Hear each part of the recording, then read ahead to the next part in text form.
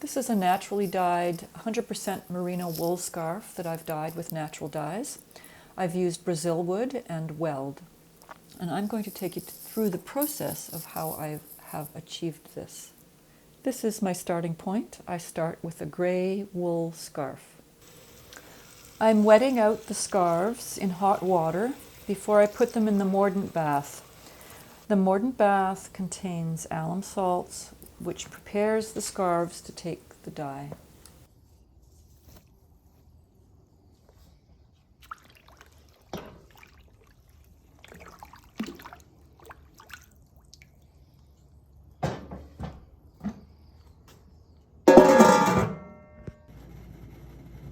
Let's see how hot it is. It's really hot, but let's see just how hot. Ooh, this is the pot. Ooh. Let's see how hot that is. You know what? That is hot enough. Perfect, it's done. I'll leave it for the night now. Okay, this is in the mordant. I've let them sit overnight, and so the mordant will be cooked into them really well. Yeah, and once I stir it up and take them out, it'll be fine, and then I'll need to rinse them. These are the Brazilwood chips that I have. Brazilwood is what I'm going to be doing the orange scarf with, in combination with another dye. So these are the wood chips. I'm going to weigh these, and that's part of it. So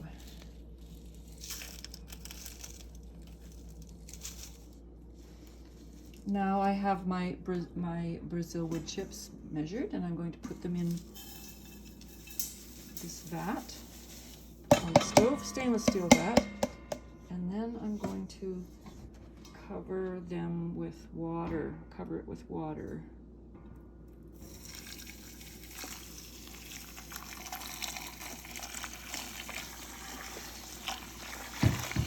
And then I'm going to soak and cook this for 1 to 3 hours, and I will use it tomorrow in the dye bath. Let's check the Brazilwood. This has been on for 3 hours, simmering, and that's to bring the color out. So I have some nice wood chips pulp, and yeah. So I'll leave this overnight to be able to get more color for when I do the dyeing tomorrow of the scarves. This is the weld that I'm going to be using. This is an extract from the weld plant, and I'm needing to weigh this. So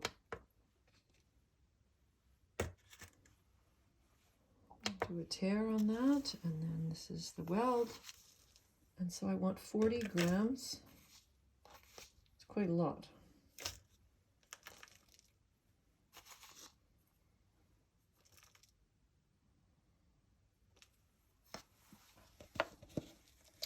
Okay, here's my weld that I have, the weld extract, and I always put the weld into the water rather than the water into the weld, because otherwise it gets really glommy and is harder to stir. So this is hot water. I'm gonna give it a good stir, and sometimes things, see, I have a lot less lumps when I do it like this. And as you can see over top of this vessel here, it's very yellow and it's lumpy, so I will have to strain it before I put it into the bigger vat. This solution of the Brazilwood has been soaking overnight, and I've boiled it, simmered it actually, for 1 to 4 hours to bring the color out, if you remember. And so there's a lot of wood chips in here, if you can see those. There's some of them right there, and there's the whole, they're all at the bottom. So I'm going to save this because I can reuse this. So I'm going to strain this now over here. See how orange that is? Really nice orange. I'm going to put the pot down for a moment to get my grip again while we continue.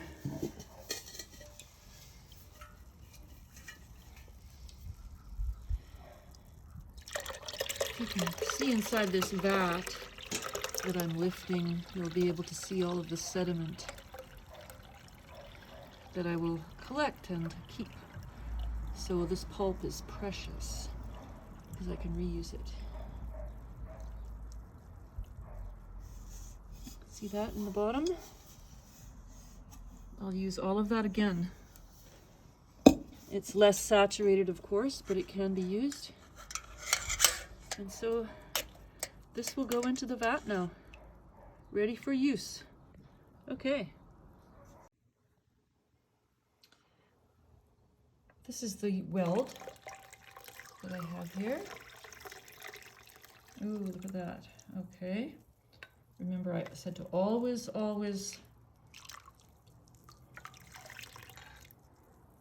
strain it, and then when you hold that there, and I will get the rest.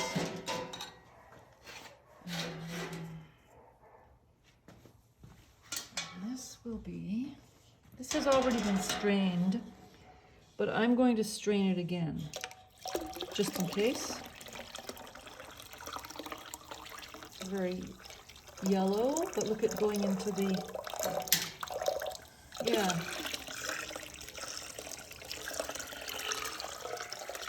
Really orange.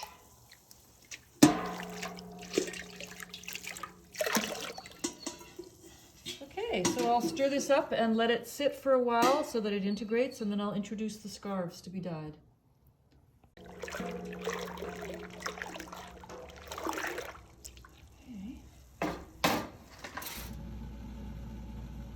The scarves are almost done. I can turn this off soon.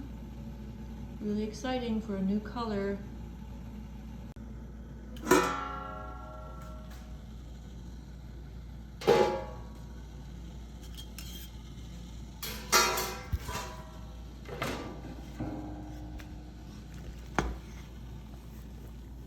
This is Sappanwood and Weld. So I'm going to see, oh, interesting to see what this color turns out like. Look how frothy that is.